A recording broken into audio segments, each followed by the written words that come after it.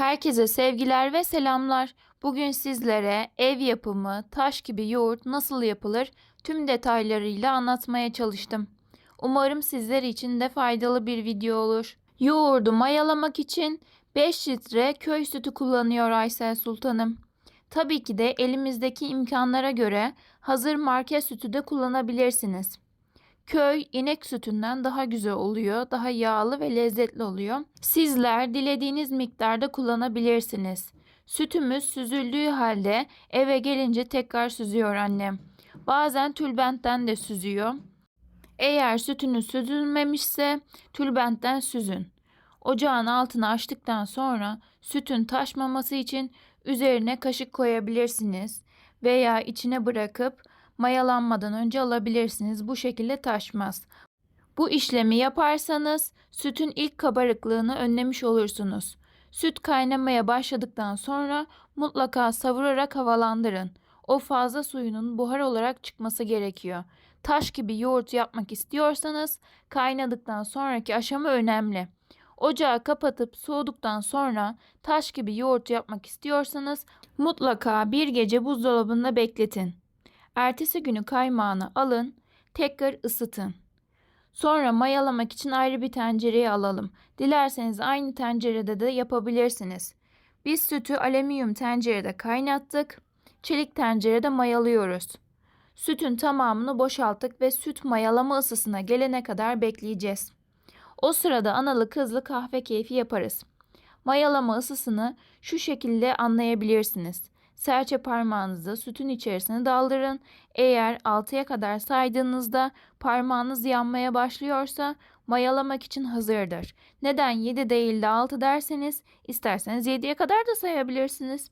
Tencereyi mayalayacağınız yere koyun ve mayalama süresince hiç yerini değiştirmeyin. Kıpırdamasın. Bir kasenin içerisine 2 yemek kaşığı süzme yoğurt koyun ve sütle inceltin. Eğer önceden yaptığınız yoğurt varsa onu da kullanabilirsiniz. Bizi nereden izliyorsunuz? Beğeni verin, beğenen elleriniz para görüyorsun inşallah. Antalya'dan herkese selamlar. Eğer bizi nereden izlediğinizi yazarsanız bizler de öğrenmiş oluruz. Herkese selamlar. Anacığım süzme yoğurt kullanıyor. Süzme yoğurtla taş gibi ev yapımı yoğurt yapabilirsiniz. Sütle incelttiğimiz yoğurdu tenceredeki sütün içerisine karıştırın. 5 litre süte 2 yemek kaşığı yoğurt kullanıyoruz. Eğer daha fazla yapacaksanız aynı oranda arttırabilirsiniz ve aynı oranda azaltabilirsiniz.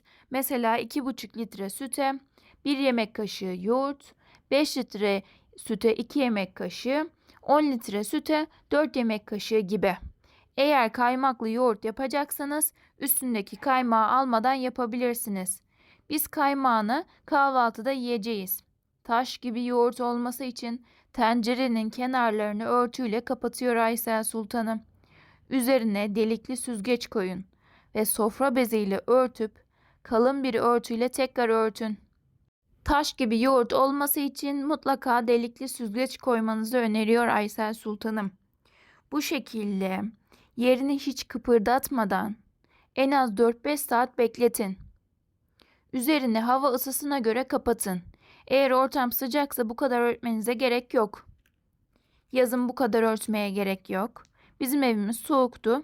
Hiç dokunmayın, yerini oynatmayın. 4-5 saatte yoğurdu mayalıyoruz. Mayalandıktan sonra mutlaka bir gün dolapta bekletin. Kapağını kapatmadan açık bir şekilde buzdolabına kaldırın. Üstüne toz gitmemesi için buzdolabında en üst rafa koyun. Mutlaka bir gün dolapta bekletin arkadaşlar. Hemen yoğurdu ertesi gün bozarsanız yoğurdumuz o istediğimiz kıvamda olmaz. Taş gibi yoğurt oluyor. Bir kaşık alarak taş gibi kıvamında çok güzel bir ev yapımı yoğurt hazırladık. Kaşıkla aldığınız zaman kesinlikle dağılmayan taş gibi bir yoğurt arkadaşlar. Söylediğim püf noktalarına uyarak hazırlarsanız sizler de bu şekilde nefis bir yoğurt hazırlamış olabilirsiniz. Dilerseniz cam kavanozda da yapabilirsiniz. Aysel Sultanım daha önceden böyle cam kavanozlara yapmıştı. Onu da eklemek istedim. Sizlere de fikir olsun. Bu şekilde buzdolabında daha az yer kaplıyor ve tüketimi daha kolay oluyor. Yine sütü tencerede mayalayıp kavanozlara döküyor Aysel Sultanım. Hiç yerini değiştirmeden 4-5 saat mayalandırıp buzdolabına koyuyor.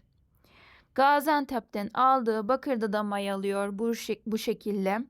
Bizi nereden izliyorsunuz? Yorumlara yazarsanız çok seviniriz. Bu şekilde bakırda da yapınca çok lezzetli oluyor. Un bakraçlara da yapabilirsiniz. Aysel Sultanım ona da yapıyor. Şimdi burada taş gibi yoğurt mayalama şekillerini gösterdik.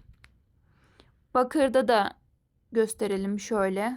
Bakın bir kaşık aldık. Kıvamı çok güzel.